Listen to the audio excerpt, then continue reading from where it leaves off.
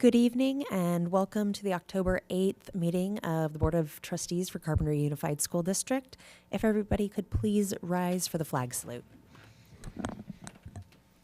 Ready, begin. I pledge allegiance to the flag of the United States of America and to the republic for which it stands, one nation, under God, indivisible, with liberty and justice for all. Thank you, and welcome to all of our guests tonight. Very exciting. Okay, we are going to begin with C2, closed session report. We had a conference with labor negotiators. Information was exchanged. No action was taken. Moving on to C3, approval of the minutes. Any questions from the board on approval of the minutes from September 24th? Okay. We're going to move to public comment for C3, approval of the minutes of the regular board meeting of September 24th. Just to clarify, if you'd like to make public comment on any of these items this evening, we'll go through the process of me reading the item, asking if the board has questions on the item, putting it out for public comment, at which time you can come step up to the podium. You don't need to raise your hand, just walk on up. Once I say it's time, make sure the green light is on and you can begin. So now, if you would like to make public comment on C3, approval of the minutes, please do so now.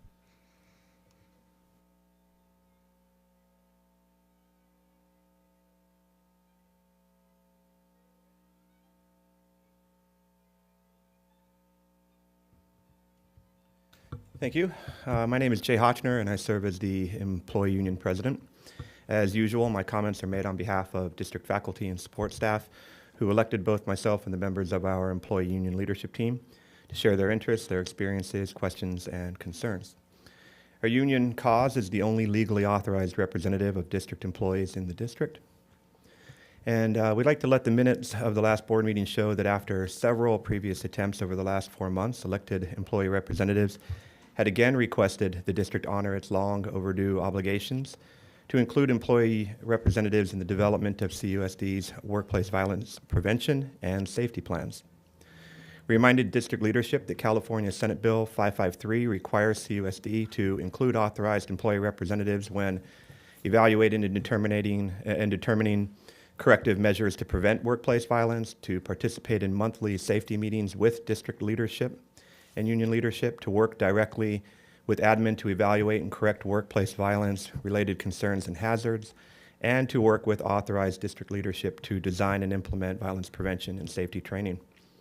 Once again, the district has neither included employee representatives in developing CUSD safety plans, nor has CUSD responded to our public inquiry offered at the last meeting and in several other venues in the last 4 months. At minute 8:20, elected employee leadership sought clarification on the district's decision to hire a district nurse on contract that pays over twice the hourly rate of the previous district nurse, who resigned when the district refused to honor its contractual obligations to provide her longevity increases, which were a fraction of the contract price. Employees wanted to better understand how a contract that doubles the hourly rate for half the service hours previously provided serves our students, teachers, and support staff. Employees have received no response or explanation.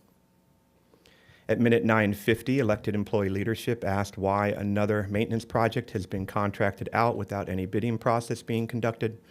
We mentioned that CUSD's maintenance supervisor also works to provide public endorsements for the very company that received the contract. And we asked Ms. Diamond what had changed since she had previously stated that it is always best to get 3 bids for projects like these. Employees have received no response on any of these inquiries. At minute 10:18, employee leaders attempted to again ask why the payroll data failed to include any administrative salary data, including information pertaining to the 2 back-to-back salary increases district administration gave itself while failing to provide district faculty and support staff any salary increases during the same period. Once again, no response was provided by any district leader. Lastly, thank you. Thank you. Your time is up. Oh. Sorry, there was a form. He had. Oh, okay. Yeah, that's the one. 3 seconds. We'd like to thank Ashley Lobastor for her thoughtful response to our questions regarding the FSA presentation. Thank you. Thank you. Okay, any further comment on the minutes? Approval of the minutes from September 24th? Okay, seeing none, may I get a motion to approve? I'll move to approve. I'll second. Okay, any discussion? Okay, all in favor? Aye. Okay. We're moving on to C4, approval of the agenda and consent agenda. Does the board have any questions? I actually have one question. Let's see here. For item 6 in the consent, the biennial notice, I'm not remembering it from the last time. Obviously, it's every 2 years, but I see that some things have changed, and so I'm just wondering if that's something we can. Yeah, it's because things have changed. I'm wondering if that's something that we should be actually having discussed. The only thing that has changed is titles. This is a requirement. And so every year, when you have a change in a title of a job, you have to update the job title. Okay, For so that's this the only notice. thing that's changed is That's the the only title thing of that's the job. changed. Okay, Yeah. thank you for clarifying And that. it's on the consent agenda every year. Yeah. With any changes of job titles. Okay, Yeah. it wasn't clear at the beginning so thank you. Okay, we are going to move to public comment on approval of the agenda and consent agenda. If you'd like to make public comment, please step up to the podium now.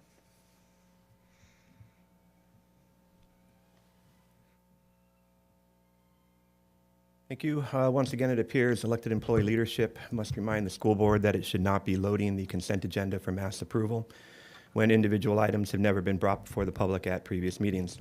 The district's consistent misuse of the consent agenda is clearly being used to advance public business without transparency. It is a Brown Act violation and clearly limits public discourse and oversight on the governance of the district. Absent the district's violations, employees would otherwise encourage the board to support items 1, FFA field trips, 3, MacBooks for the CMS music program, 4, Pear Deck for CMS and CHS, 5, EPA spending, and 9, employee payroll. We encourage the board to pull items number 2 and 6 from the consent agenda and provide the community the transparency the Brown Act demands and provides. In regard to the consent agenda item number 2, we remind the district that whatever the religious affiliations of our board members, the district still has an obligation to ensure that religious doctrines are not being taught in our classrooms or on our school sites. This evening, the district pushes through a contract with Point Loma Nazarene University, a private Christian liberal arts college founded in 1902 as a Bible college by the Church of Nazarene. This evening, the school board is entering into a 3-year contract with Nazarenes, which will allow their students to work directly with CUSD students, often during moments of personal crises. Employees believe it is time to more carefully scrutinize this contract and how it is being implemented on our school sites. That several of our board members practice the same or similar faith as the Nazarenes does not permit the district to ignore the law and provide religious instruction on our sites. Consent agenda item number 6 pertains to the disclosure requirements for district leaders. It states accurate disclosure is essential to monitor whether officials have conflicts of interest and to help ensure public trust in government. The concern being that public officials may use their positions to influence and secure personal benefit or financial gain on the back of taxpayers' investments in public education. Although the 2024 local agency biennial notice has determined, quote, members of the Board of Education and superintendent are designated as officials who manage public investments, the district has not designated board members as being in positions where conflicts of interest may occur. We're wondering if that was what your question had to do with Ms. Diamond. Therefore, union leadership submits a California Public Records Act at this moment for all records pertaining to conflicts of interest as they pertain to any CUSD administrator, board member, or unrepresented employee as defined by categories 1 through 5 of the 2024 local agency biennial notice. Lastly, item 9, the district has included payroll on this consent agenda. However, it is doing so while still failing to provide insight into those administrative salaries, which have increased significantly after district leadership provided itself, again, 2 salary increases in the last year, while educators and support staff have not received any salary Thank you. Your increase time is in the up. same period. Thank you. And to clarify, that was not what I was asking because we actually have to file a form with, Form 700 FPPC. So that's why we're not included in the rest of it. It's a different allocation. Hi, Hi, thank you. I'm Peter Hasland. I'm the former trustee from Santa Barbara City College. Hello to my predecessor. I'm here on behalf of Measure P.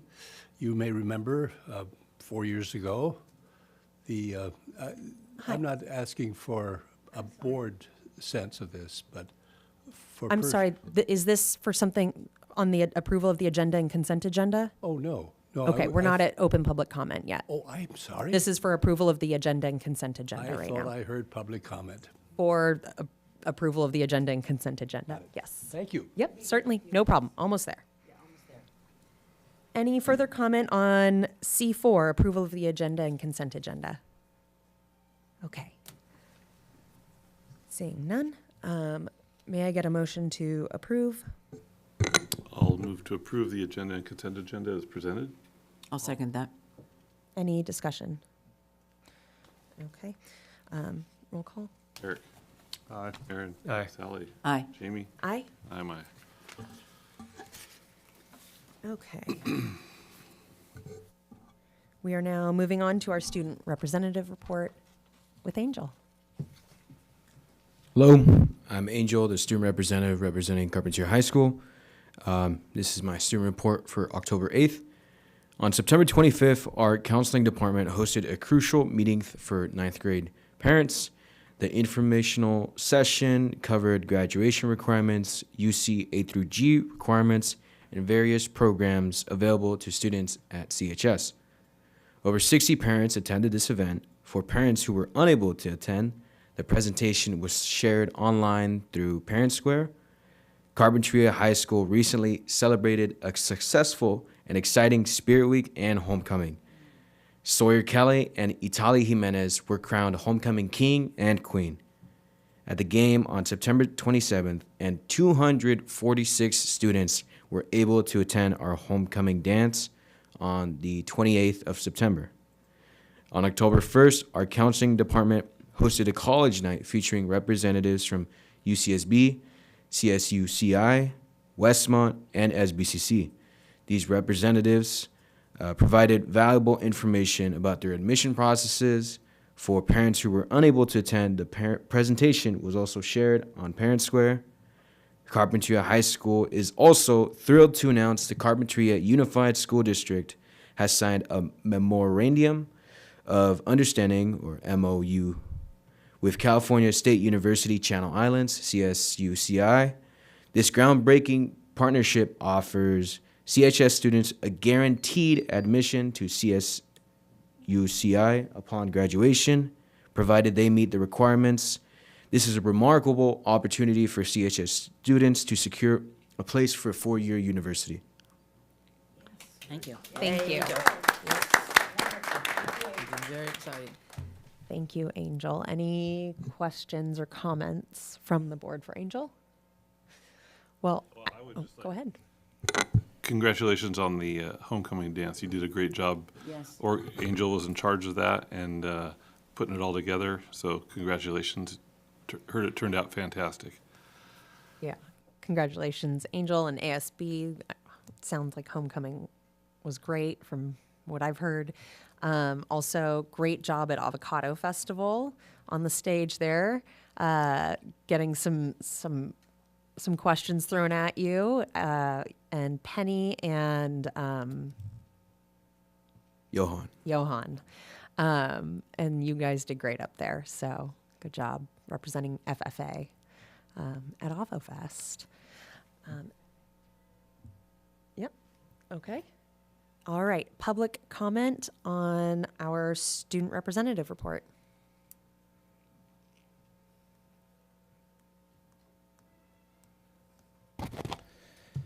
Alrighty, Angel, similar congratulations on homecoming. That went off real well. We've heard really positive things about it, and your contribution, especially your guiding hand, as usual, was apparent. On the topic of the board agenda, there's a reference in the agenda itself that refers to the Associated Student Body Cabinet, and employee leadership was wondering if such a cabinet exists, and if it does, how often it meets, and when those meetings are held. We're also wondering if the district provides any faculty advisor to directly support your efforts with the topics you share with the public or issues that are important to students. We're also trying to get a better picture of who determines the topics that you share at these meetings and whether district leadership guides or reviews or edits the reports in any way. And we'd be happy to discuss this in this environment or in any other environment whenever you have time and it's appropriate. Great. Thank you.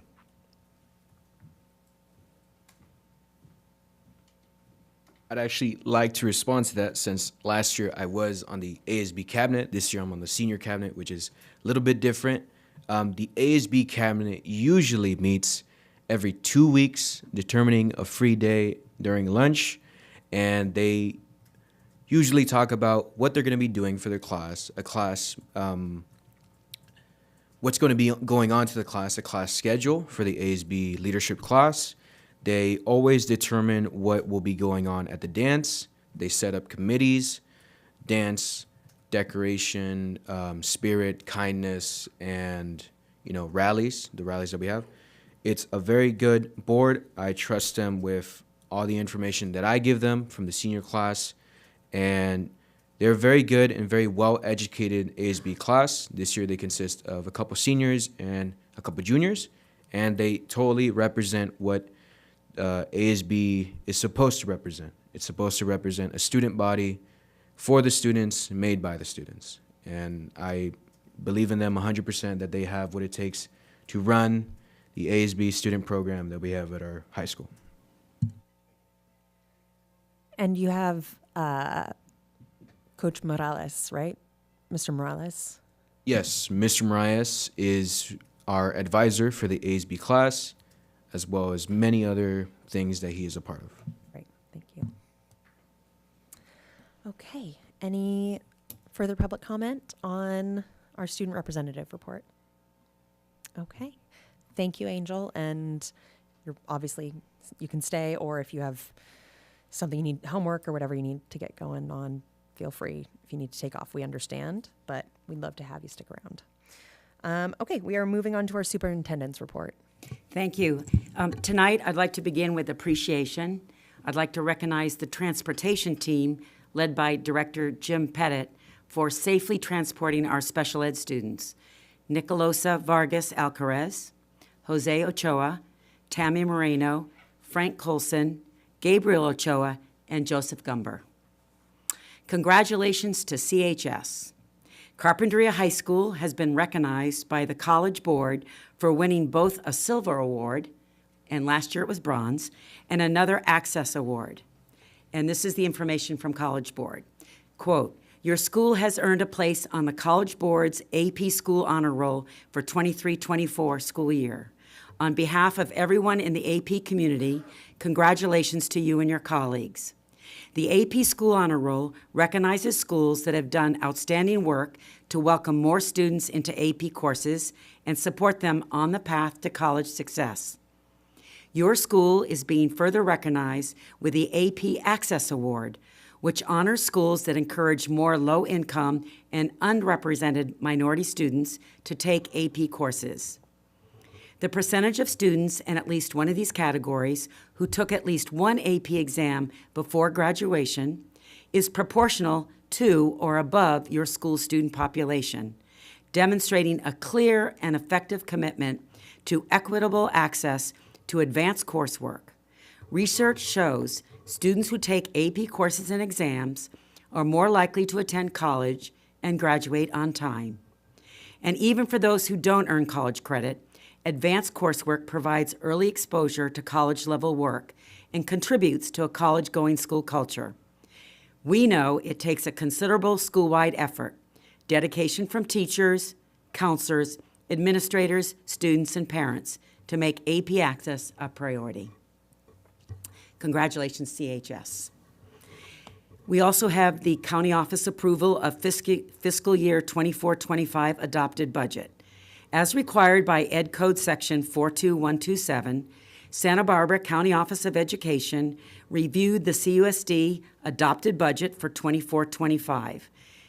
The county office conducted a detailed analysis of the budget for compliance with the state-adopted criteria and standards and approved it as submitted. Our next item refers to our professional day on October 14th. On that day, elementary teachers will collaborate in grade-level teams to review student math assessment data and develop intervention plans. Secondary teachers will meet with Kristen Jackson from EDAPT for the second presentation on artificial intelligence tools in the classroom during the morning and meet with departments in the afternoon to discuss their WASC self-study. Our next item is at CMS. A partnership between City of Carpinteria, Carpinteria Unified School District, and a local nonprofit organization, Move Santa Barbara County, was awarded funding for a fleet of bicycles to be used in PE classes at Carpinteria Middle School. Included in the grant funding was a 40-foot shipping container in which to store the bikes, helmets, and other tools and equipment needed to teach a bike education program. CMS PE teachers have been trained and are currently teaching the program during PE classes. Congratulations to all the partners involved in making this educational opportunity for CMS students a reality.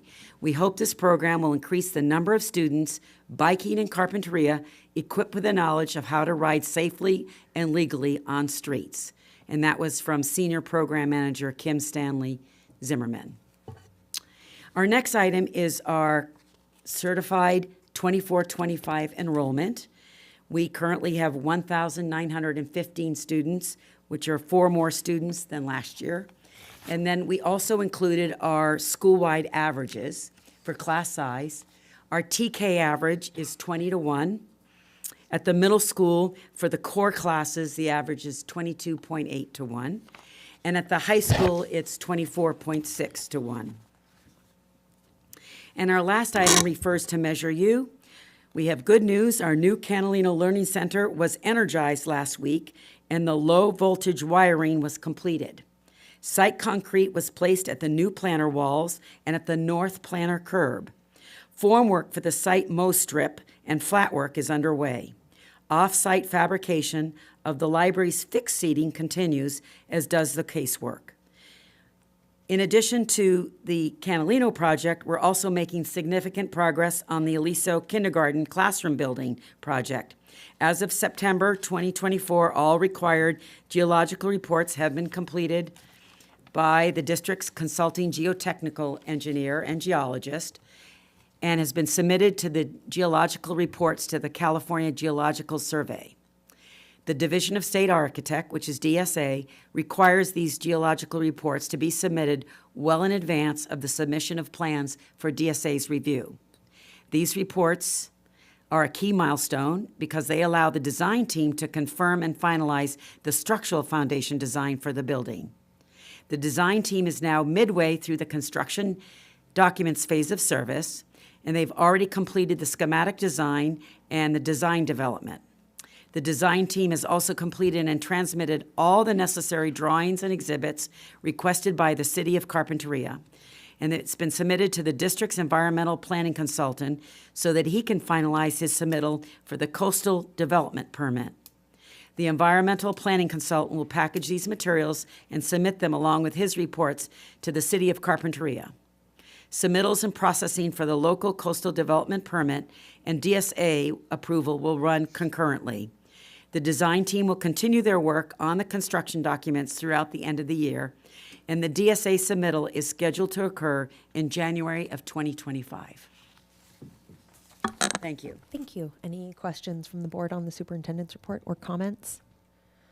I just want to say I'm interested in seeing how the presentation on AI tools in the classroom goes. I've been hearing a lot of really neat ways that other schools have been working with AI instead of fighting it. One was the teacher had the students all have AI do an essay, create an essay on a specific topic, and then they came into the class, broke into groups or one-on-one, depending on which school it was, and then they worked to improve what AI did and find the falsehoods in whether it's the citations that they did or grammatical errors or whatever it may be, and to make it better than AI. And so just embracing it and showing it is not perfect, it is flawed. We still need us and how to find those things critically. And I thought that was just a really neat way of approaching it. So it'll be exciting to see how this gets across with teachers at all the different levels and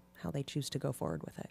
Yes, many of our educators in Santa Barbara County, as well as our school district, attended Sal Khan's lecture at the Arlington this Saturday. It was free to all educators in our county. And he shared with us the progress of not only Khan Academy, but the progress of AI tools from last year when districts were disallowing it to now when they're promoting the use of the tools, but with professional development for their teachers and staff and helping them understand what the tools can and cannot do and what guardrails are necessary for use in a classroom so that the staff then can work with students and use it in appropriate ways. Yeah, it'll be interesting to see how we learn to live with AI in that way. Okay, public comment on our superintendent's report. Please step up to the podium at this time.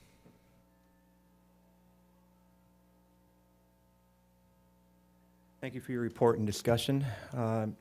Regarding CHS College Board recognition, the College Board's recognition is good news and a positive sign that AP courses are being offered to a broad variety of high school students. Congratulations to Mr. Cornejo, the faculty, and the support staff at the high school. Specifically, the recognition states, research shows students who take AP courses and exams are more likely to attend college and graduate on time. And even those who don't earn college credit, advanced coursework provides early exposure to college-level work and contributes to a college-going school culture. And it's in regard to this concept of a college-going school culture that employee leadership comments. For the positive sign that CHS is providing access to AP courses and exams, it is an equally concerning sign that CHS's college attendance numbers remain so low. Not only are the CHS students attending college or universities at a low rate, but the majority of those students are attending Santa Barbara Community College versus full four-year programs. Although union leadership recognizes that the community college is a viable path to a higher education degree, and the extraordinary financial opportunity that exists when students first attend a California community college system so that they can secure the promise that accompanies that, the financial promise. We also recognize that many of these students are simply not completing their community college degrees, let alone using that as an opportunity as a launching pad to secure a full four-year degree. Although there are many valid reasons why students don't complete college and university programs, we asked the district to keep a better track to data pertaining to CHS grads' college achievement. Tracking data pertaining to numbers of kids taking AP classes and the number of kids attending college and universities is valuable, but we believe it would be just as valuable to track the achievement rates of those students who are attending these colleges and universities to get a better sense of how well we're preparing them for that. Regarding enrollment, in August, the superintendent's report boasted a five-year trend, that the five-year trend of declining enrollment had been reversed and that CUSD was experiencing a significant increase in student enrollment. Union leadership applauded the apparent shift at that time and congratulated Superintendent Rigby for beginning to reverse the long trend of declining enrollment under her leadership. This evening, unfortunately, we learned that those modest gains were prematurely announced and celebrated. As of this evening, we learned that the actual increase in student enrollment is just 4 students. That is 0.2% increase, not even a 0.5% increase of total student population. Therefore, we're compelled to acknowledge that even though the number of kids being raised in Carpinteria has increased significantly over the last few years, the attractability of CUSD's programs in schools may not be. Therefore, we once again request that CUSD survey the community to better understand why so many families who live within the district's boundaries choose not to enroll their children in the district. This request has been made many times before. Thank you. Your and time we is make it up. Again, thank you. If anybody else would like to make comment on the superintendent's report, now is your time to step up to the podium. Okay.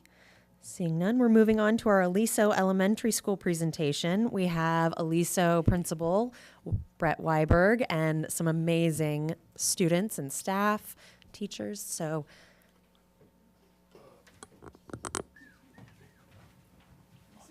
come on, guys, get on up. Go ahead and just make sure the microphone, you guys can use the microphone and move it to however it'll best fit you guys, okay?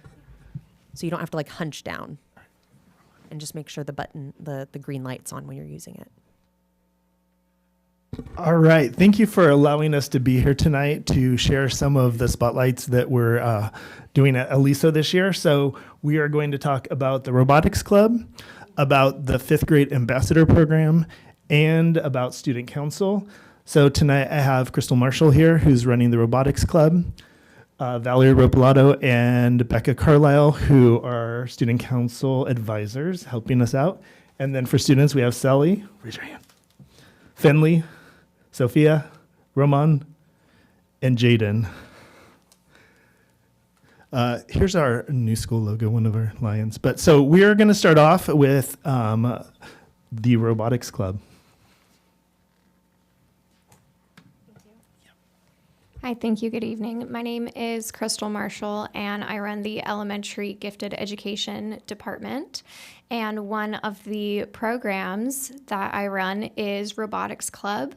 Last year had it at Canalino and Family School. This year we are having it at Aliso, and students study a broad range of what goes on in robotics. What are the gender and race demographics? What are some world events where robots have been used? And then students are building and testing and then later modifying their own robots, bringing in math to determine the averages and seeing if their modifications have been successful. So I have 2 student representatives who'd like to share their experience so far. We're only about halfway through the club, and they're going to tell you from their point of view what is going on. So first up, let's have Roman, and he prepared a statement. He can use the other mic if that's more appropriate for him. And just move the mic down for him. There we go. Hello, my name is Roman, and I am in 4th grade at Aliso. I am in Robotics Club with Mrs. Marshall this fall. When I grow up, I want to be a veterinarian. When I learned I was invited to be in this club, I felt excited because I had never been invited to a club before. Currently, we are halfway through the club. So far, we learned that robots are capable of doing different jobs, like working in a factory or part of a police force. We also learned who invented robots, an engineer named George Duvall. Our goal is to learn how to build a robot. I am looking forward to finishing the robot. Overall, Robotics Club is very fun. Thank you for your time. Thank you. Good job. And the second student representative is Jaden.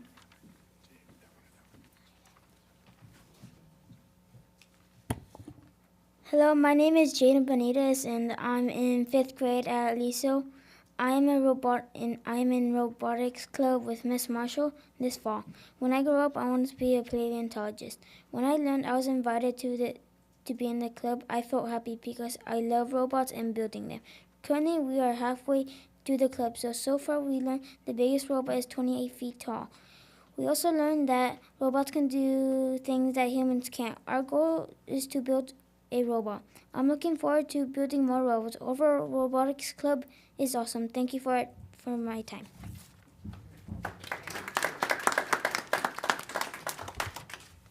Nice job, you guys. Thank you.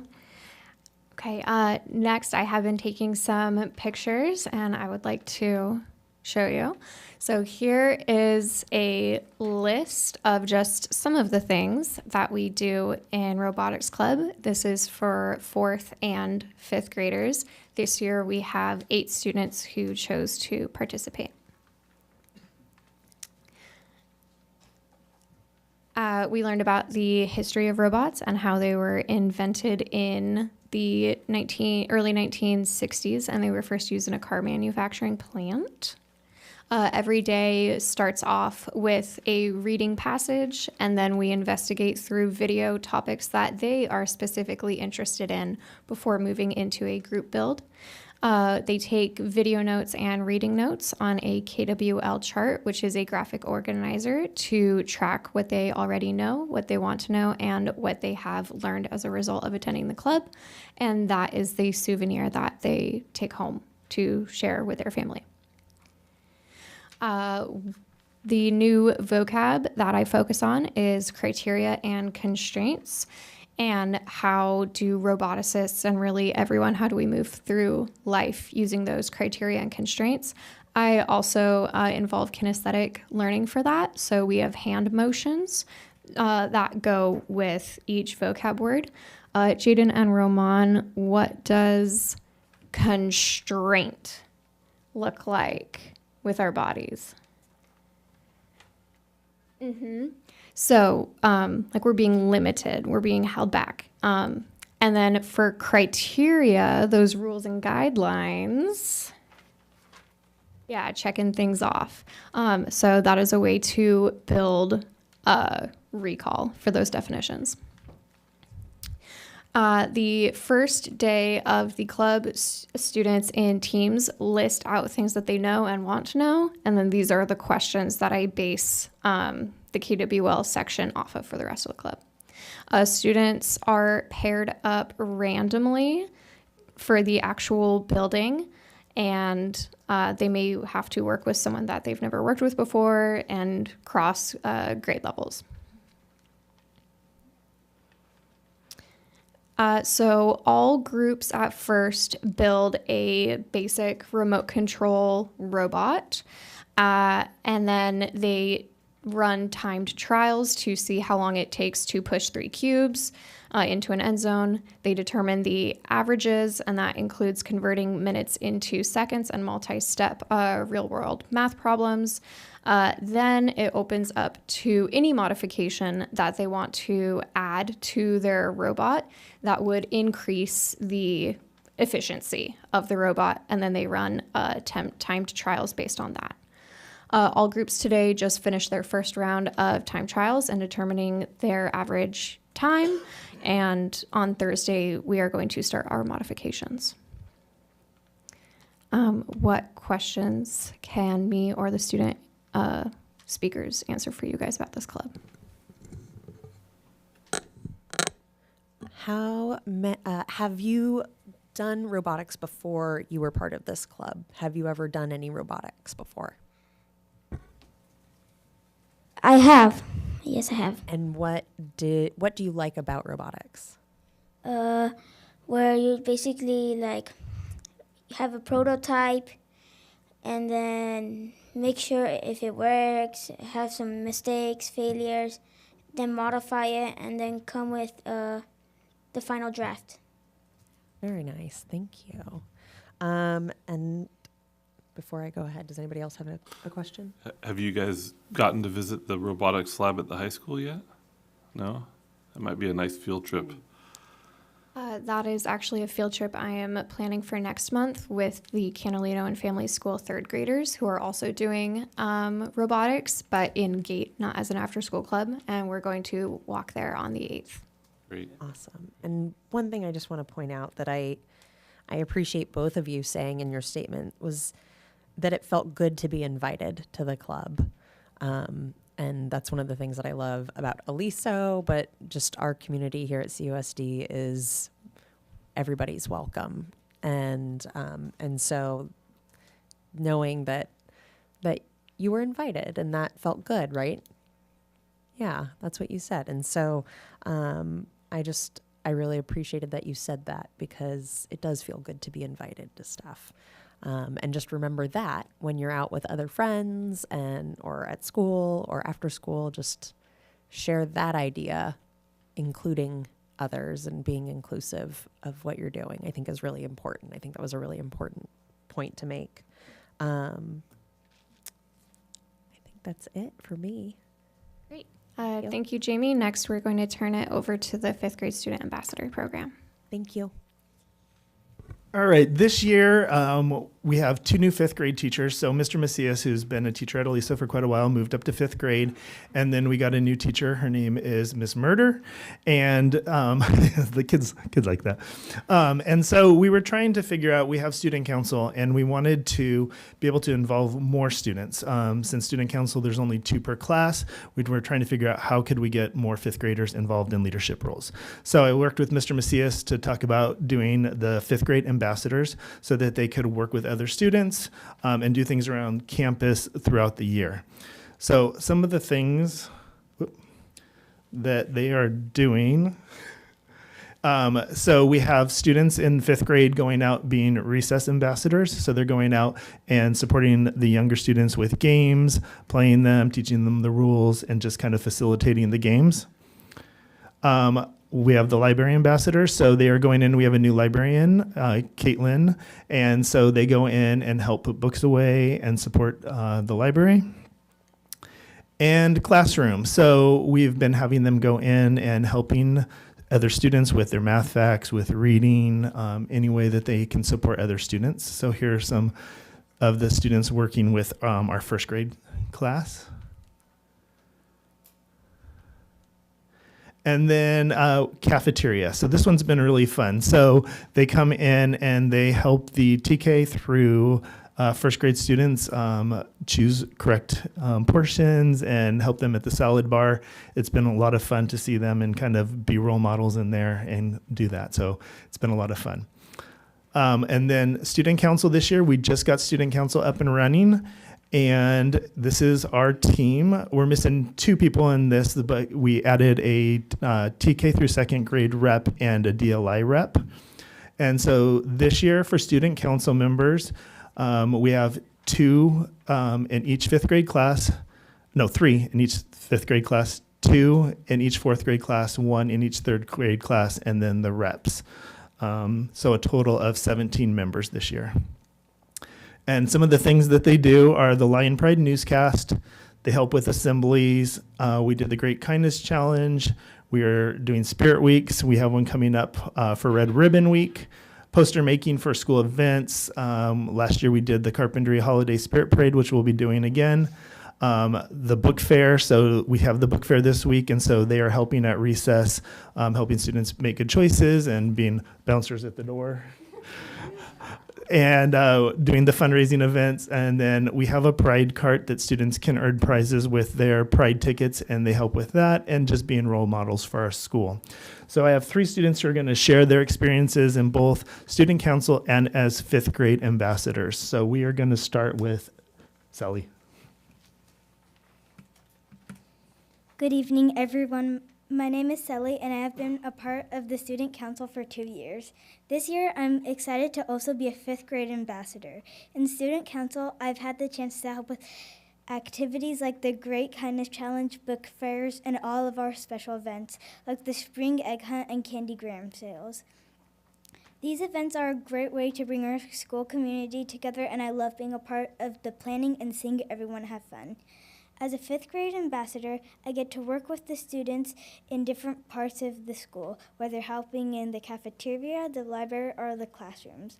I enjoy being able to assist younger students and make sure they feel welcome and supported. It's rewarding to help create a positive atmosphere at Aliso School, and I feel proud to represent my school and make it a better place for everyone. Thank you for the opportunity to share my experience. All right, next is Finley. Hi, my name is Finley, and I've been member of Student Council for a year and a half. I'm also serving as a 5th grade ambassador this year, and I'm so happy to tell you about our work. In Student Council, we do many things to help our school, like planning Spirit Weeks and helping with the Lion Pride newscast. As a 5th grade ambassador, I also help younger students by assisting putting away books in the library and help serve our TK through 1st grade students at the salad bar in the cafeteria. I'm also proud to be part of the team that makes a difference in our school. Thank you for listening. And next is Sophia. Hello, my name is Sophia, and I'm excited to share my experience with you today. I've been a part of Student Council at Aliso for 3 years, which has taught me so much about leadership, teamwork, and responsibility. One of my favorite parts of being on student council is being on the weekly newscast where I get to share information with students and staff in both English and Spanish. I also enjoy helping Mr. Weiberg set up for the principal's recess where we recognize students who make good choices. I love planning events like Spirit Weeks, fundraisers, and our participation in the Carpinteria Holiday Spirit Parade. It's fun. It's always fun to see everyone's school spirit on Friday when I go around to each class to count students wearing Aliso shirts or school colors. We also help with the Pride Awards cart to recognize students who show Lion Pride. I'm grateful for the chance to help make Aliso a positive and welcoming place for everyone. Thank you for letting me share. Great job. So that's just a few of the things that we're doing this year, but the student council is amazing, and they work hard all year. So do you have any questions? Board, any questions? Good job, everybody. I'd just like you guys are very impressive, and I'm so happy to see all of you here, especially like your little avocado beret. Yes. Very appropriate. Wonderful. We're so impressed with how poised you are in presenting your information tonight. Thank you so much. You did a great job writing your speeches. You did a great job presenting them. Really proud. You represent the very best from Aliso. Thank you so much. Agreed. I just want to say, too, that they've made so much progress being on the newscast each week and being able to have their voice heard. And Sophia this year has stepped up and done a lot of the stuff in Spanish and English, which has been challenging, but it's been amazing. Yeah. I have a question for Roman. Have you gone up to visit the school farm at the high school? Do you think you might want to do FFA when you get to the high school, the Future Farmers of America? Maybe, yeah. That'd be good. That'd be a good field trip for your fifth grader, fourth grader. That'd be a good trip for your class to go up and I think to introduce the elementary kids to the school farm. I know they do it at the middle school. Yeah. And our K students are going up for the pumpkin thing, but they get to see the animals in the farm too. Great. So. Wonderful. Well, I just remember, Sally, seeing you in your newscast last year when you guys came and presented. We got to see clips of your newscast, and you spoke so wonderfully then. And now all of you, the way you wrote your statements and how you held yourself, obviously, that is part of it. And so congratulations to you all. And one other thing I wanted to mention now, after hearing that you also do the report in Spanish as well, I wanted to say part of feeling included, what I was saying earlier about being invited into the club, I really appreciate that the robotics report was in English and Spanish. So I appreciate that. Thank you very much, so that everybody can see what's going on. But anybody else? We good? All right, Thanks so much. Go Lions. Okay. And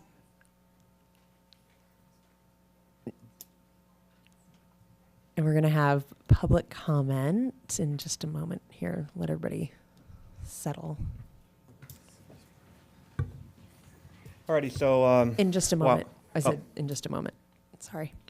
No sweat, That way it's the noise competing over with the mics. certainly.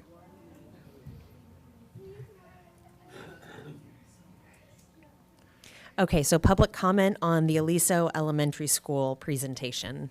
Please go ahead. Alrighty, so while volunteering at the Aliso Book Fair yesterday, I had a chance to speak with Jaden, who was pretty excited to be presenting here this evening. And now I understand why, because that was another great presentation. It's so nice to see what's going well at our elementary school sites and what inspires our students. This evening's robotics club, fifth grade student recess, library, cafeteria and classroom ambassadors, and student council presentations were a stellar example of what we can be proud of. Employees and their elected leadership want to applaud these kids, their families, and the district personnel who breathe life into these valuable opportunities. And As we, the adults who teach, raise, support, and attend to the well-being of these student leaders, observe their growth, let's make sure that we take their contribution seriously. It's easy to get caught up in how darn cute and composed their contribution appears. Their contribution actually is. But we should remember that they aren't participating because they are for those reasons, but because they are genuinely interested, they're genuinely engaged, and because they are the natural leaders among their peers. As these kids further develop the skills and capacities they need to continue being engaged leaders, let us, the current leaders of their world, give some serious thought to how we will respond when their competence and contribution demand that we think differently. Let's not dismiss them, disrespect them, or be impatient with them when their engaged leadership becomes maybe a little less cute and challenges the very methods and routines that you, rely on. Let's make sure we listen with patience and an open mind. Let's make sure that we respond with respect and gratitude. Let's make sure we don't become obstacles in their path, but rather stretch and learn and grow along with these kids. And let's make sure that we're not setting them up for failure in some way by encouraging them to be the leaders of tomorrow, only to hold them in some way in contempt as soon as their engagement stops being so darn joyful and actually requires that we demonstrate the change that they demand. So again, thanks again to the kids, the parents, the educators, and Principal Weiberg. They are doing truly great work at Aliso in these programs, and it's really nice and great to bear witness to. Thank you. Any further public comment on the Aliso presentation? Okay, seeing none, we are moving on to E4, our 2024-25 staffing report with Human Resources Coordinator Jacqueline Lopez.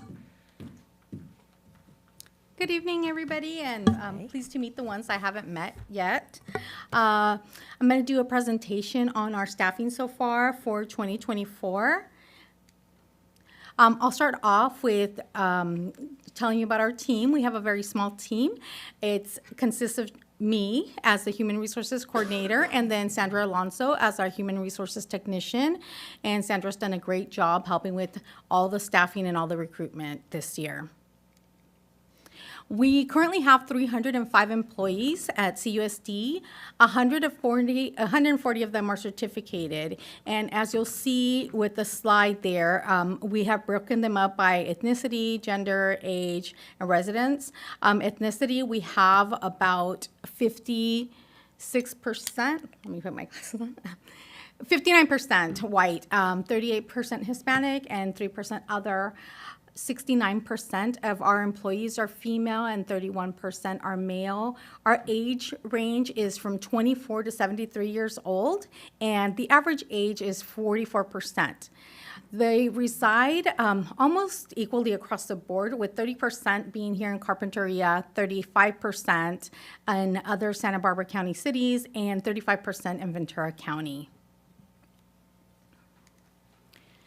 Education and experience for certificated employees. 100% of our employees have their bachelor's degree, 71% hold a master's degree, and 1% hold a doctorate. The experience years range from 0 to 25 and above. 0 to 5 is 28%, 5 to 10, 20%, 10 to 15, 14%, 15 to 20, 8%, 20 to 25, 10%, and we have 17% that have a longevity of 25 years or above.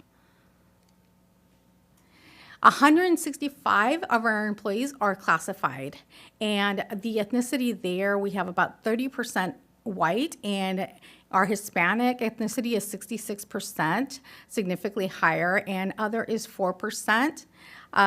The average in gender is about the same, as very close to certificated, with male being 32% and female being 68%. Age range from 19 to 80 years old, and the average age is 46 years old. 54% of our classified employees reside in Carpinteria, and other Santa Barbara County 9%, and Ventura County 37%. District experience for classified employees ranges from 0 to 25 years and above, 0 to 5%, 54%. I believe it's the same percentage as what resides in Carpinteria. 5 to 10, 17%, 10 to 15, 12%, and 15 to 20, 5%. 20 to 25, 4%, and we have 8% of our classified employees with a longevity of 25 years or above. So just as similar to other districts in the state and in the county, we are struggling recruiting with for special ed positions, just as everyone else. There's a shortage everywhere.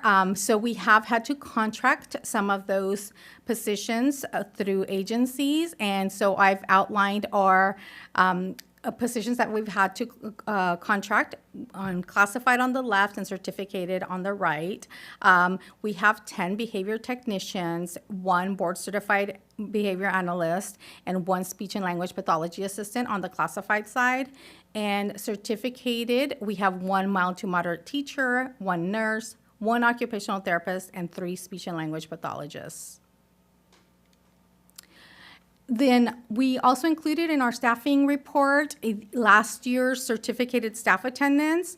You can see that it's broken down between months and school sites, and the annual average of attendance was 95.5%, which gives you an idea of where the schools, individual schools are falling each month. And that is our presentation. Any questions? Thank you. Questions from the board? I just had one to clarify the experience years. Is that per their career, or is that within the district? Is that for classified? Either one or both. For classified, it would be within the district, and experience years for certificated is based on what we placed them on, and they're according to the SARS schedule, I believe. Yes, certificated is their career. Yeah. How many years they've been teaching, Yeah. but classified is with our district. So we take that into consideration when certificated employees come with experience with another district. We honor that. Okay.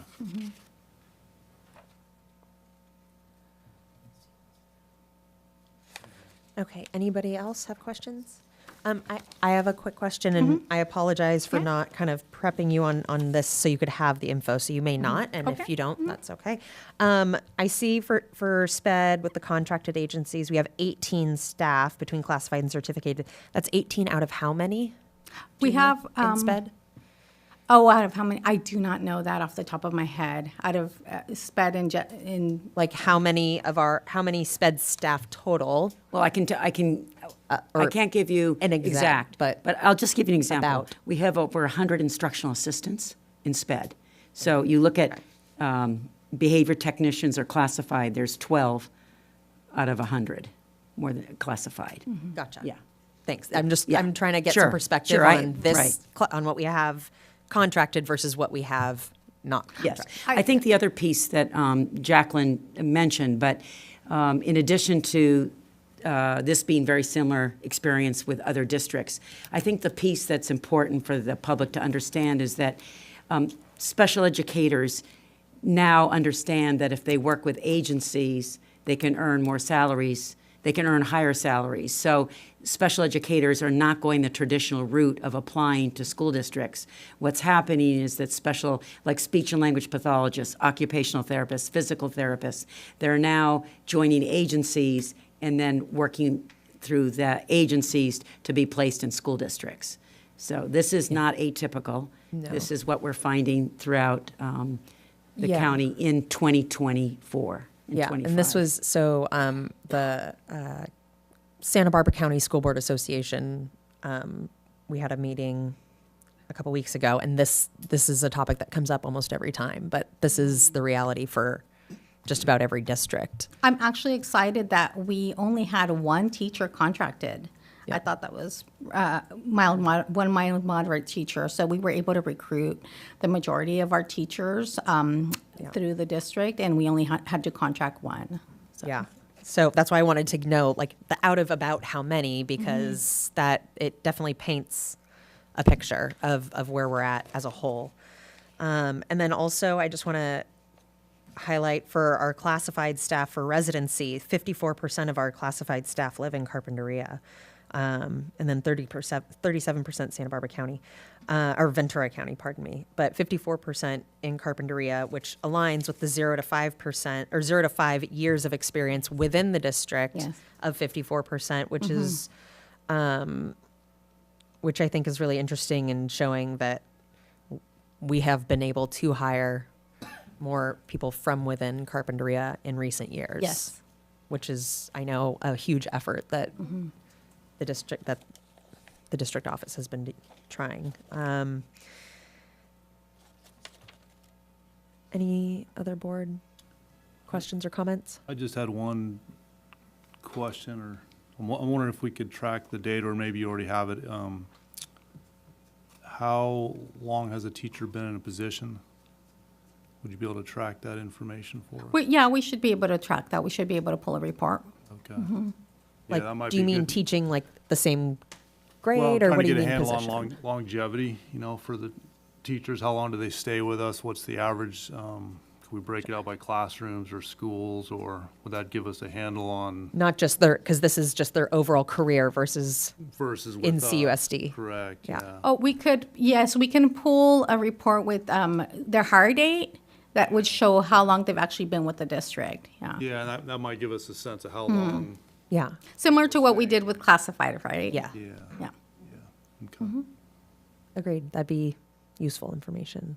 I know this is the type of information that both us as well as the public have been seeking for a little while, and so I really appreciate you pulling this together.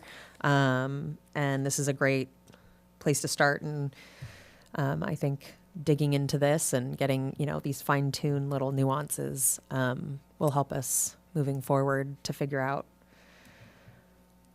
how we retain. Yeah, what- it's really great information. We really appreciate you giving us some sense of how the staffing's going and how teachers are perceiving the district. And Yeah. It was really helpful for me also, because I've only been in the position a couple months, so it was really Yeah. nice to have that visual of the data of what the staff we currently hold.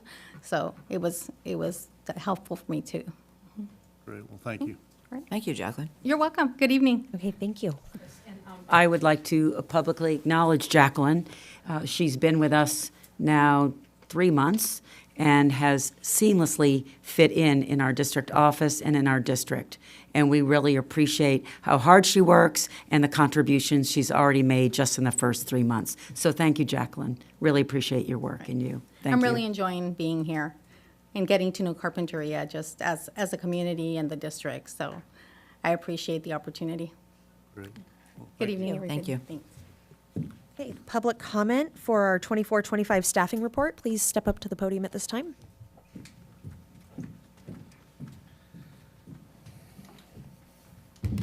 Alrighty, so thank you for the data in this human resource staffing update. Upon review, employee leadership is interested in better understanding what you consider the value of the data to be. Not just what is the data, but what do you consider the value? Where does the data best serve us? Where are our opportunities for improvement? What does this data tell district leadership about its policies, its practices, its leadership, and its workplace culture? And how does it impact the students and families we serve? And what vision or objectives do you have to improve this data? Crunching data is fabulous, but that should not be a stopping point. Again, employees ask the human resource director, superintendent, and school board to share what meaning they have derived from this data, especially in regard to the future of the district, student achievement, and the lives of those who work in the district. Now, we're going to focus first on the special education slide.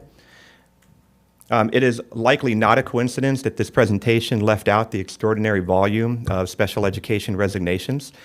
In just the last half year alone, many, if not most, were considered self-inflicted wounds, which is reinforced by the exit interviews they provided. The new SPED director who left mid-year, who went to another district, Ms. Rigby, he did not go to a contracting firm. 13 special education teachers, the majority of whom went to other districts. They did not go to contracting firms, Ms. Rigby. And countless special education instructional aides who also went to other districts were unaware of any that went to work at a contracting firm. Finally, we also lost the highly qualified district nurse who was hired as an instructor at the college level.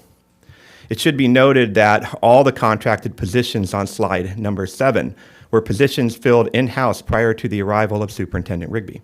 CUSD did not have to pay for the expensive contracts to secure just a portion of the hours and services that we once purchased when the district was able to recruit and maintain a robust labor force in the special education program. The dysfunctional program has led to great transiency and flight from the program. On page 3, the percentage of employees living locally is at an all-time low. Low compensation values make it hard to afford local housing. As a result, employees spend a higher portion of their income on transportation costs to and from work. And no wonder CUSD struggles to attract and maintain a qualified workforce when surrounding districts are recruiting at higher compensation levels. Not to mention the large number of highly qualified educators in our community who chose not to work in our district due to issues of poor compensation and workplace culture. On slide number 4, clearly faculty qualifications are not the issue, but you may note that CUSD has done much to drive away more senior talent from our labor pool. Approximately 50% of our teachers have less than 10 years experience in the classroom. Almost 30% have less than 5 years experience in the classroom. We'll bring this back to the next meeting. Thank you.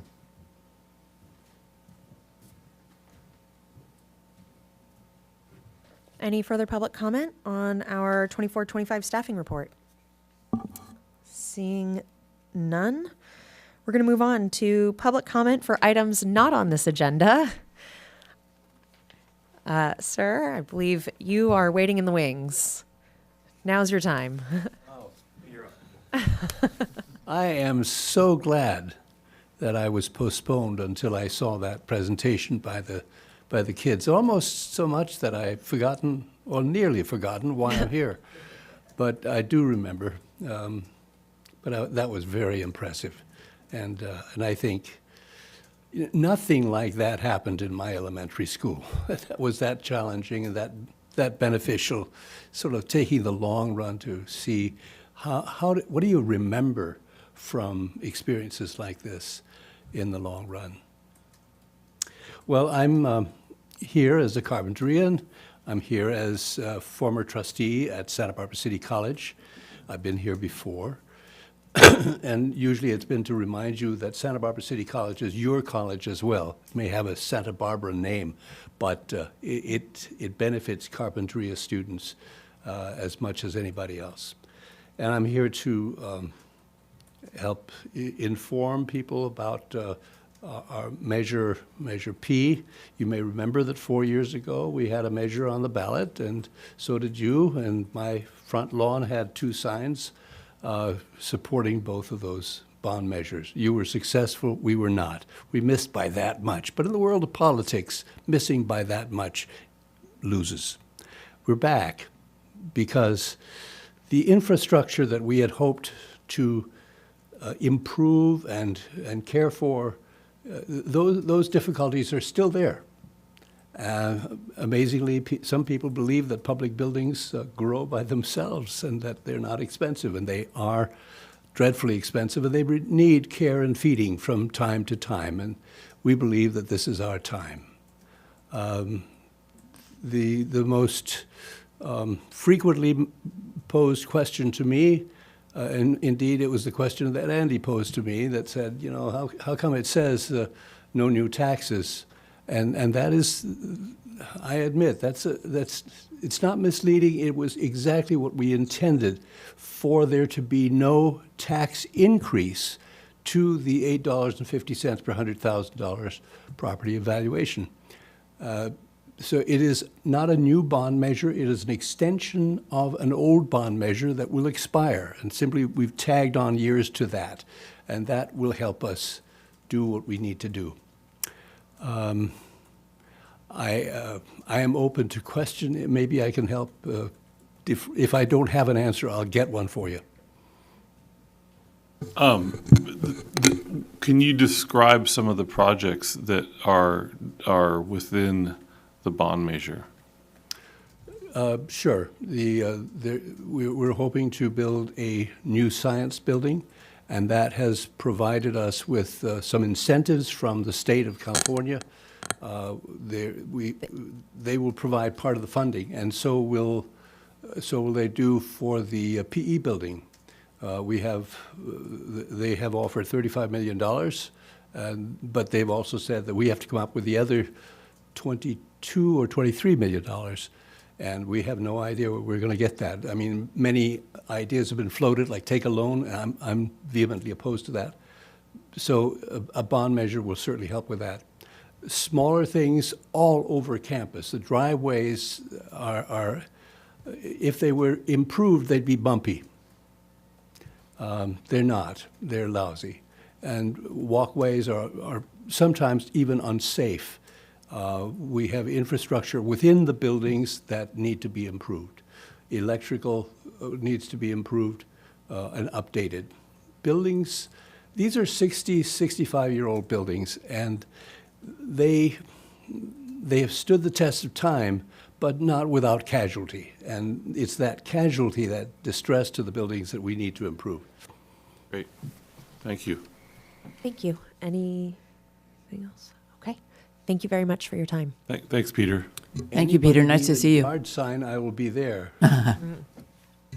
All right. Any further public comment for items not referenced within our agenda this evening? A very helpful thing, if you wish to contact me, just call me. I'm in Carpinteria. Andy has my number. Sally has my number, so Thank you. feel free. You can email me at my district address, aschaefer@cusd.net, and I can get you in contact with Peter. And there's no limit on yard signs. Just Got it. saying. Thank you. Peter.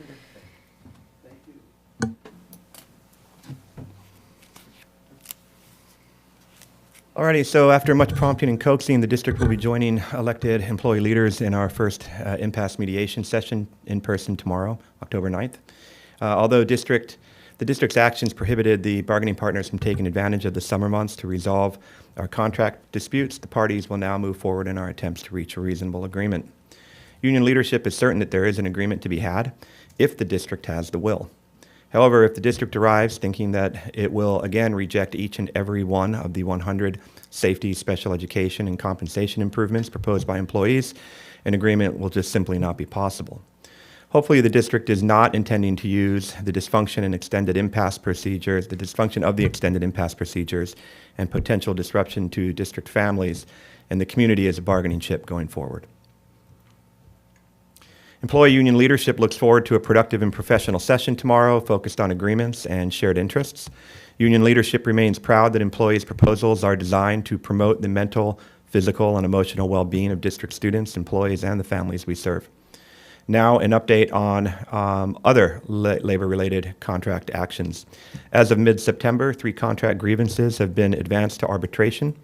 A more formal and expensive, unfortunately, method of resolving contract violations, which requires the intervention of a state hearing officer. When we offered to sit down and speak with Ms. Rigby and district leadership, we heard crickets, no response at all. One involves a punitive employee reassignment that did not reflect the district's contractual obligations. Union leadership looks forward to hearing how Ms. Pursoon and Ms. Rigby will explain their behavior. And fortunately, this issue will be examined by an independent state arbitrator. 2 other arbitrations involve the district's decision to dismiss its legal obligation pursuant AB 119, new employee onboarding and orientation responsibilities. Instead of including employee union representatives during this year's new employee orientations, the district prohibited our employee union leadership from exercising our legally protected right to introduce ourselves and speak directly with district employees. When it was time for union leaders to present at the orientation, the district refused to allow our representatives into the meeting space and then dismissed the new employees altogether.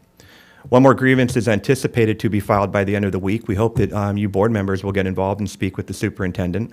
The grievance demonstrates the challenges we're having when negotiating with what appears to be a bad faith partner, like some on the bargaining team.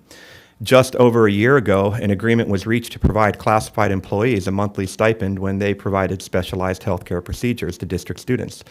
Examples might be emptying colostomy bags, feeding through tracheotomy tubes, and administering injections in absence of a district nurse. But when it came time to pay those who were providing those specialized healthcare procedures, the district refused and is now moving the goalposts, attempting to redefine what a specialized healthcare procedure actually is.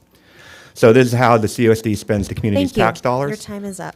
And we hope that you'll speak with Ms. Rigby and reinforce Okay, thank that you. Your these need to time be is up. resolved You can informally. finish Thank you. speaking.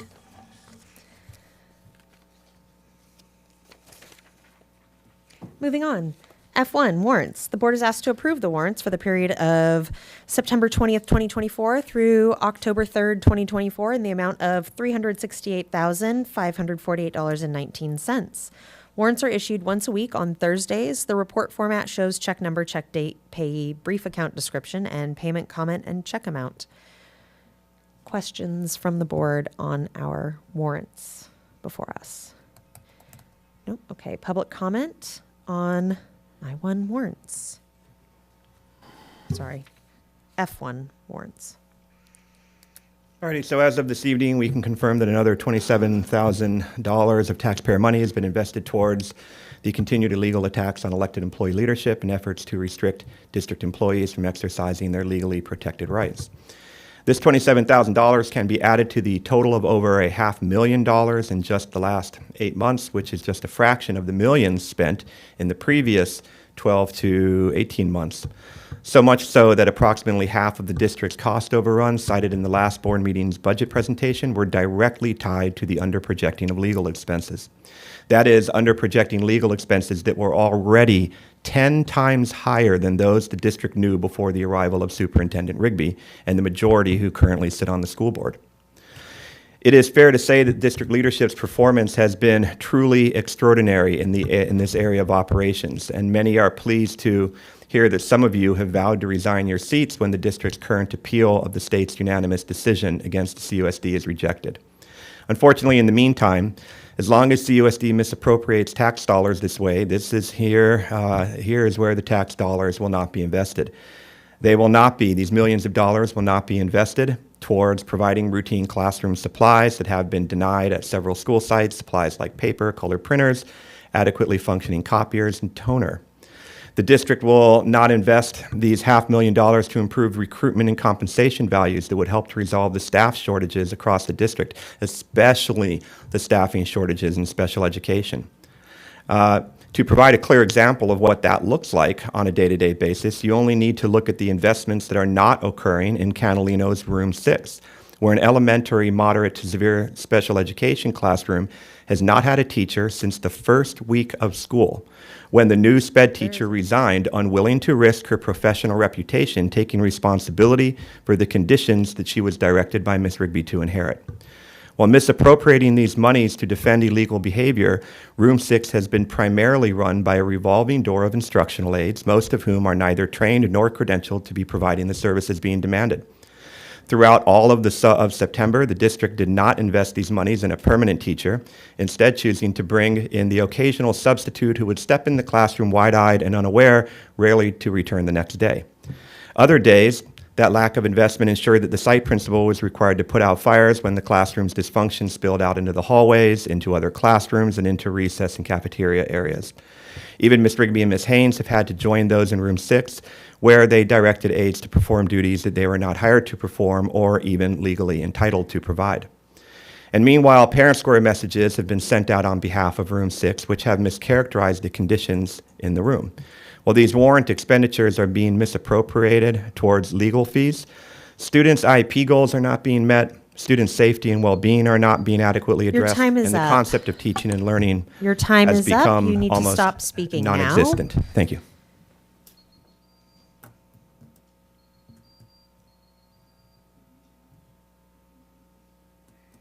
We got that reset? Okay. It's okay. Okay. May I get a motion for F1 warrants? I'll move to approve. I'll second. Any discussion? Okay. All in favor? Aye. Aye. Moving on, F2, gifts, grants, donations. We have a donation from Rotary Club of Carpinteria to Carpinteria Unified School District Elementary Music Program. Board is asked to accept this donation from Rotary Club of Carpinteria in the amount of $1,448 for our elementary music program. Any questions from the board? No? Okay. Public comment on F2A.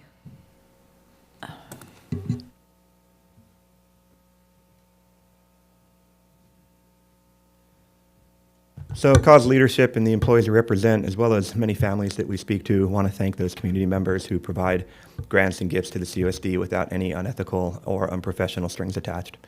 This time, another generous donation from the Rotary Club of Carpinteria for $1,448 to the elementary music program that has been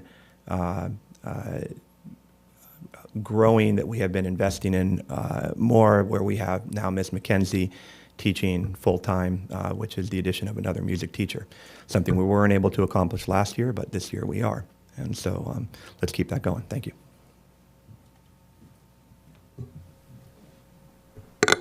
May I get a motion to approve? I move to approve the donation from the Rotary Club with great gratitude to keep music alive.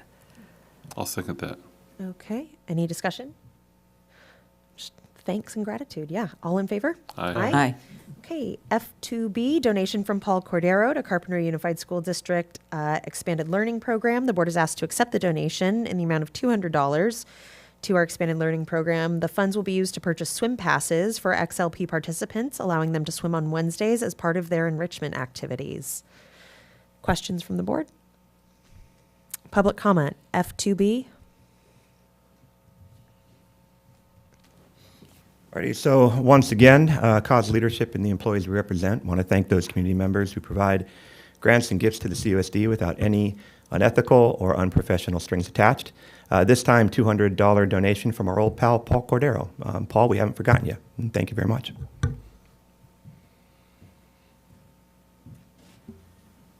May I get a motion for F2B? I'll move to approve. Thank you, Paul. I'll second. Discussion? All in favor? Aye. F2C, donation from Mark Couture to the Carpinteria Unified School District Music Program. We are being asked to accept a donation of several musical instruments with an estimated value of $1,000 to the music program. Any questions from the board? Public comment on F2C.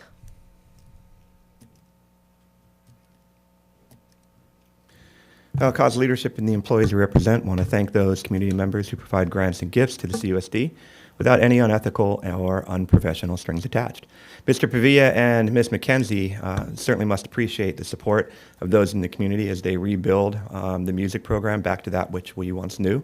Perhaps the superintendent could provide the school board and community with actual numbers and data associated with the impact of that state grant, those state grant monies that are finally being invested in the program this year. There is a deadline on when those dollars must be invested, and union leadership wants to encourage CUSD to invest each and every one of them in a manner that reflects the visions of the band and the music teachers and the arts teachers in the district. We hope you don't overlook their professional expertise and experience working directly with kids and families when you consider again how those dollars will be invested. Thank you. May I get a motion for F2C? I'll move to approve. Thank you, Mark. I'll second. And thank you again for making our music program so valuable. Any discussion? Okay, all in favor? Aye. F2D, the board is asked to accept the donation from David Derflinger to Carpinteria Unified School District Music Program. It's a donation of a PVT-KO 65 amplifier with an estimated value of $500. Any questions from the board? Public comment on F2D. All right, so cause leadership again, and the employees we represent want to thank those in the community who provide grants and gifts to the CUSD without any unethical or unprofessional strings attached. This time, thanks goes to Dave Derflinger. Given the investments that have been made through the state grant and these kinds of donations and contributions, it seems clear that success inspires participation and further contribution. As the music and band programs grow in the district, elected employee leadership can't help but recognize the building momentum around the programs programs. Of the 4 gifts, grants, and donations this evening, 3 went directly to supporting music and band. So it's great to see, and let's keep up the momentum. Thank you. May I get a motion? I'll move to approve. I'll second. Discussion? Okay, all in favor? Aye. G, personnel. We have our personnel summary. The board is asked to approve the following recommended personnel items. Assignments of 3 personnel, and then co-curricular assignment, 8 elementary grade level chair stipends, 7 middle school department chair stipends, 4 special education chair stipends, 15 high school department chair stipends, and 4 personnel for coaching assignments. Questions from the board? Public comment on G1 personnel summary.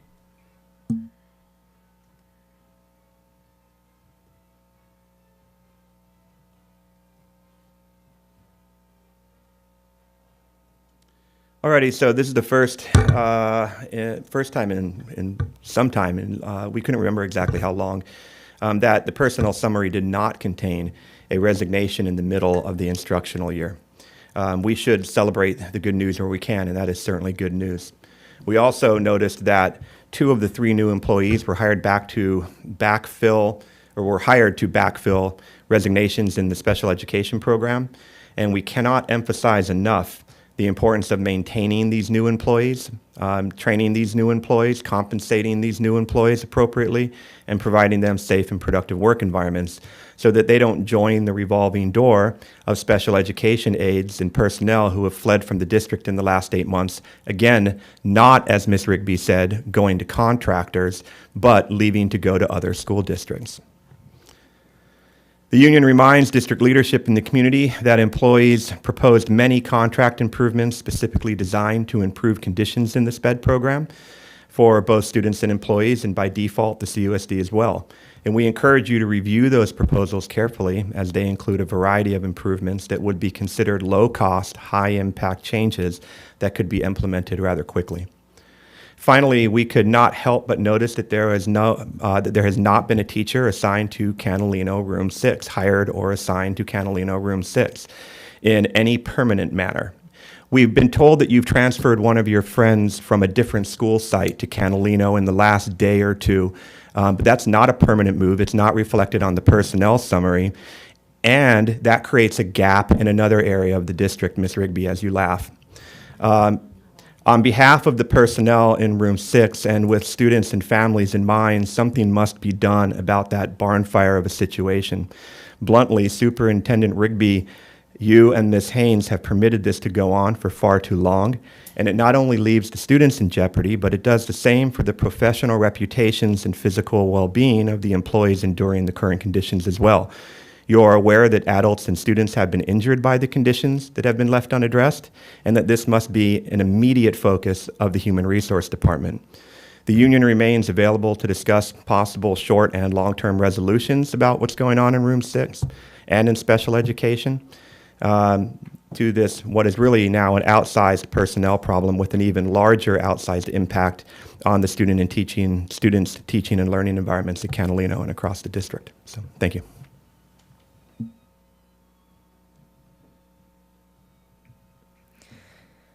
May I get a motion to approve? Any further public comment on G1 personnel summary? Okay, seeing none. May I get a motion? I'll move to approve the personnel summary as presented. I'll second. Any discussion or comments from up here? No. Okay. All in favor? Aye. Aye. Board announcements. What's going on? Anybody? I'll just say that I attended coffee with the principal at Catalino Family School, Middle School, and the high school, and I would recommend every one of us attend some of them. Great attendance at all, and super good comments to the principals with really good discussions about things that parents were maybe concerned about or want more of, and with compliments to all the families, that men and women, that did attend. And I'd also like to put out there to the community and to the CUSD staff to attend Carpinteria, sponsored by the Carpinteria Education Foundation, on October 26th at the high school. Come in costumes. It's a great party. And all of our funds go right back into the school district to help with all kinds of things. At the moment, we are, do a lot for senior scholarships and provide a lot of money for 50 some odd kids last year to further their educations at colleges. But just had a retreat yesterday, and we're hoping to make some other changes to our contributions. So please attend October 26th at the high school. Wonderful. Anybody else? Anything going on? I would just like to report out on our joint meeting with the city. It was a fairly brief meeting, but we discussed the shared facilities agreement. Talked about some of the programs that the city is working on together with the school district, the swimming program being one of them. And then, we did.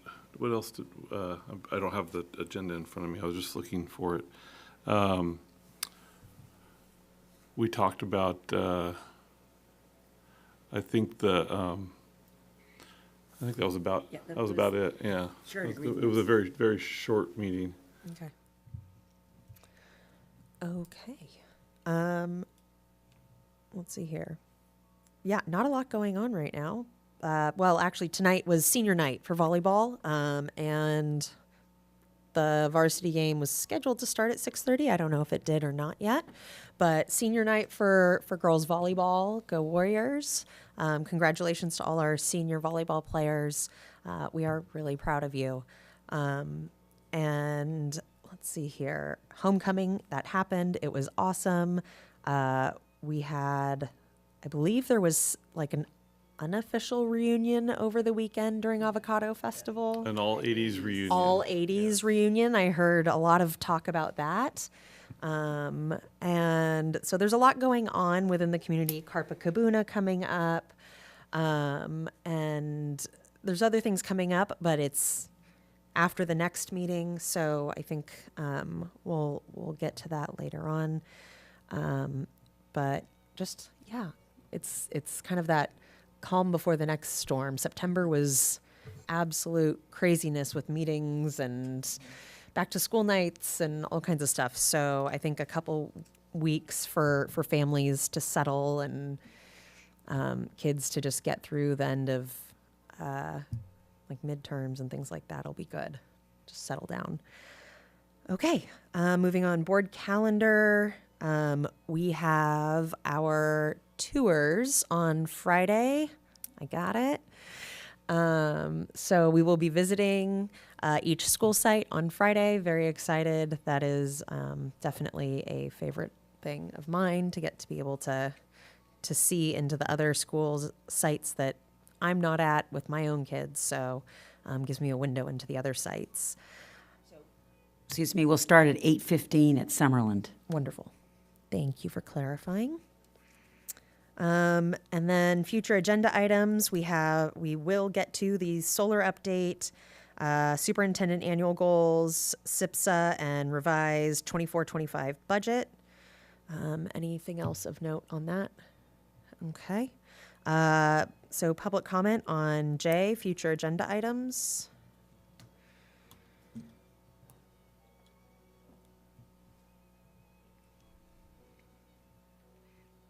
All right, so last week during the approval of minutes, employee leadership addressed the need for remuneration for some form of compensation for our school board trustees. Ms. Diamond offered a somewhat impulsive response at the end of our comment that she didn't know the CUSD is a profit organization, which, by the way, it isn't. Whether her comment was serious or meant as sarcasm, Ms. Diamond confirmed that she thoroughly missed the thread of what we were sharing.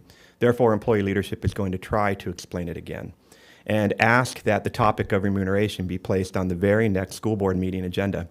Since the board removed remuneration for board trustees, district leadership's decision-making processes have reflected an increasingly narrow set of economic and educational experiences, knowledge, and we dare say a severe lack of curiosity when compared to the previous board members we've known, as well as district employees and the families we serve. The request to provide you compensation may seem odd, especially coming from those who so clearly understand the concerns and impact associated with the performance of our current district leadership.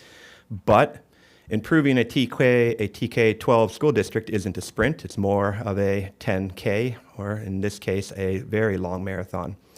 So we have our eyes focused on what CUSD could be, not what these current district leaders have reduced it to. Here's another way to think about it. Over the last 7 years, Carpinteria's economic sector has been somewhat transformed. Its property values have gone through the roof. The community transportation infrastructure, although a right pain in the rear at times, is undergoing transformative changes and improvements as well. The Chamber of Commerce continues to evolve and grow, and our community has become increasingly diverse, racially, religiously, culturally, and professionally. Yet all the while, our school district performance metrics decline, employee transiency increases, our special education program has thoroughly imploded, our legal costs are through the roof, and the legal results of those expenditures are absolutely dismal, as they should be. And CUSD is wallowing in an environment of low expectations and vindictiveness, not expectations that are set by the highly qualified faculty and support staff who work in the district, but expectations that are set by you, the very leaders of the school district. Although these district leaders can point to a success here and there, which all too often are only successes because you are willing to move the goalposts, even the occasional success does not mean that CUSD is coming anywhere near its potential, like other major organizations in the community. Why have other sectors of our community been able to maximize and improve at much higher rates than CUSD, instead of other business and economic sectors in our community whose successes are recognized across the state and nation?